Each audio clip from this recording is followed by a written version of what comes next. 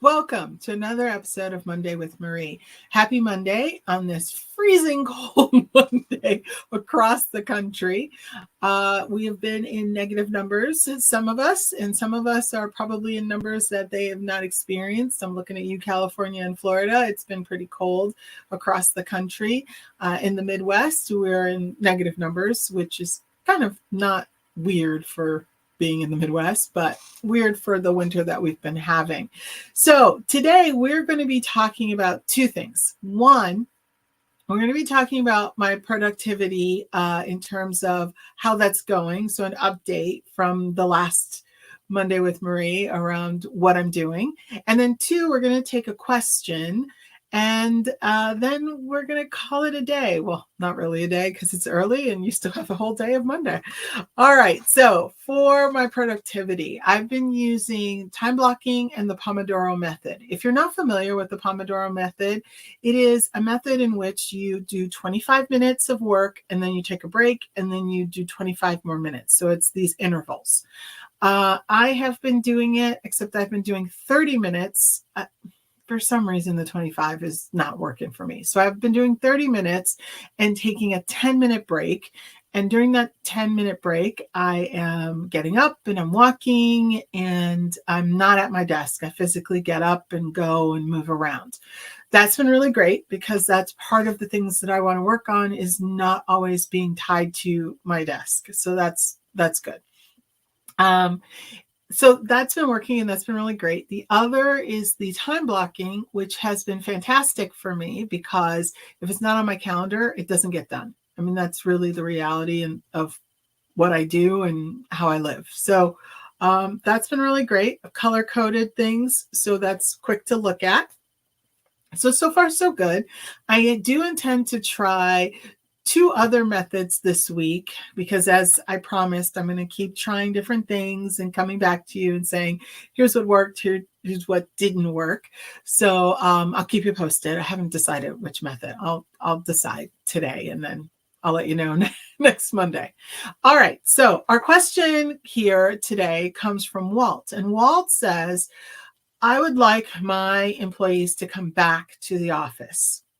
How do I do that? And how do I have that messaging so that it doesn't become a revolt?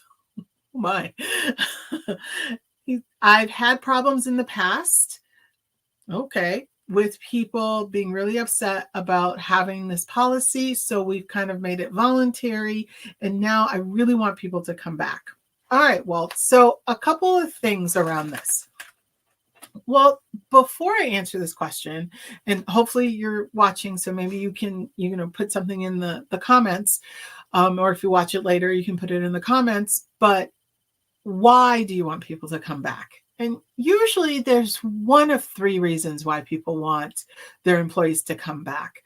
The first reason is people are not being productive outside of the workplace. The productivity numbers are not either staying the same prior to the pandemic, which is why everyone left the office, or they have gone down.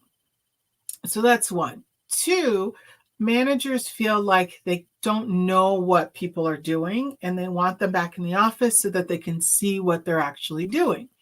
So that's the second one. The third one is one that doesn't get a lot of coverage, so to speak. People don't really talk about it, but it's one we really need to talk about, which is people are not connected to each other. They don't feel connected. There's not this camaraderie in the workplace. People are not really talking to each other. They're sort of in silos. So let's address the second one first. The second one, which is managers are saying, we don't know what people are doing. That's not a problem with people being remote. That's a problem with managers not having the right tools or the right skill sets to manage a remote team. That's really what that is. And by tools, are they not using Zoom or Teams or Google Meets or whatever the modality that your company wants to use to be able to meet with their people on a regular basis? And when I say regular basis, I don't mean let's meet once a month or let's meet once a quarter. I mean, are they meeting with people at a minimum weekly? Are they connected to conversations of what people are doing, how they're doing it, how their day is going? What do they need from them? Managers that actually reach out and connect with the people that work with them and actually have these conversations with them, trying to find out not just, hey, what are you doing, but how can I support you? What will be the win for this week or for today if you do X or Y? Those type of questions and conversations build up a rapport between the employee and the manager, for the manager to really know what's going on, and more importantly, for the employee to know what's going on. So if those conversations aren't happening, that's a problem. So now let's address the first one, which is people are not being productive. So as you're going through whatever the KPIs, whatever the metrics that you're using to determine productivity, where are you finding those holes, those gaps? That's the key for this.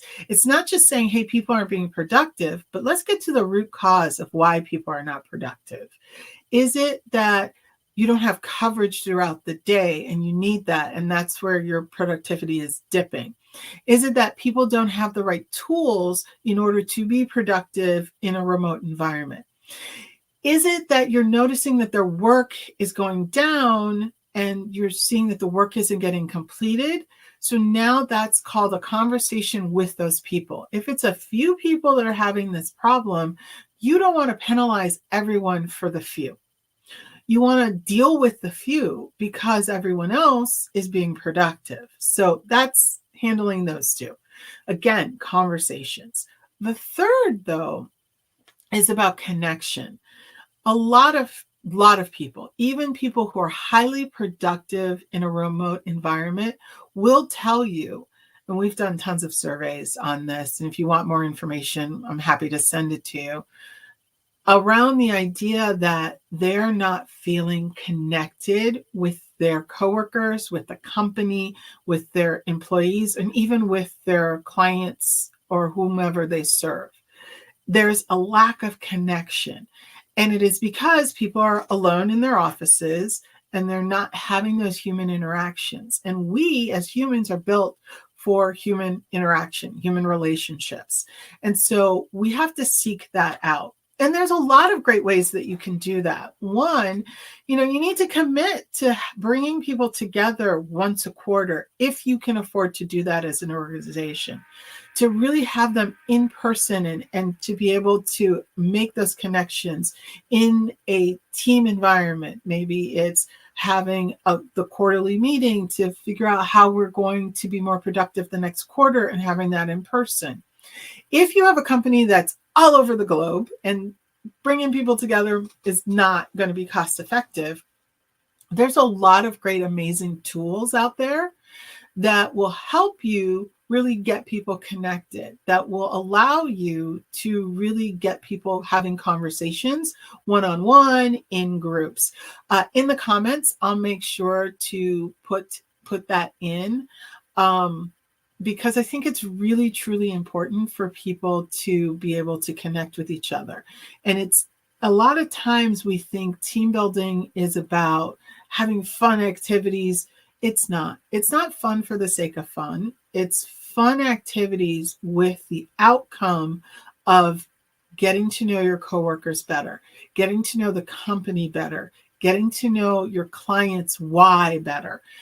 That's the real outcome. And employers getting to know their employees better so that they're more productive, so that they feel like they're connected and they're growing together in the organization. So those are all the reasons why team building can be a positive and needs to be something that you're doing at minimum on a quarterly basis with your teams, whether it's in person or through a lot of great virtual platforms that are out there. But the key here is, how do you help people not feel so isolated? The number one problem that people are having right now in business, we've talked to a lot of companies, this is the thing that they've said to us, is that people are lonely. They're not just lonely in their work life, they're lonely in their personal life. And if you think about how people make friends as an adult, it's through work. And now being isolated, it becomes really difficult to make friends and make those connections. So we recommend that you really start looking at how can we help people feel more connected and less lonely?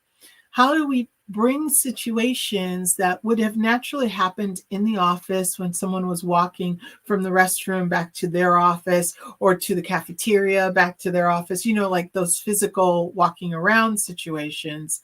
How do we now get those so that people can have that experience in a virtual way?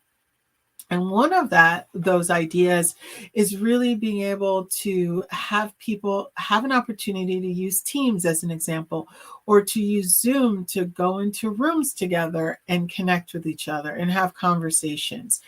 You can create prompt cards. We have them. So if you're interested, I'm happy to send you some of the cards that we have that you can use to prompt conversations. There's a lot of great ones out there, and we've got some really cool ones. But it's not the point of saying, hey, come use ours. It's the point of think of that idea of prompt cards and having people have those moments of connections. We've talked to offices. One of their best practices has been where people have an hour in the day where they open up whatever virtual platform that they're using, and everybody is sort of working together alone, which I think is really cool. And suddenly you hear it's like someone's music, as if you were really in that sort of environment, or someone will, ping someone and say, hey, can we jump into a room to chat?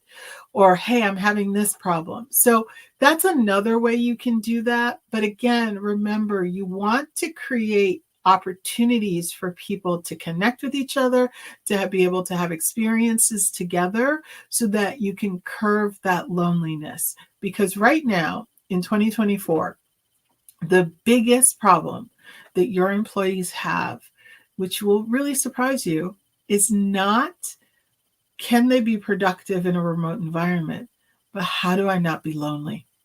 That's the question. So hopefully this has been helpful for you, Walt, and for everyone else. I'll make sure in the comments to put a couple of platforms that I think are really cool that you can use that will really help you with this connection with employees. And I will also put the contact information of the companies that you could meet with that have these cool platforms. But stay warm, and hopefully it's a really great Monday for you today. Bye. See you next Monday.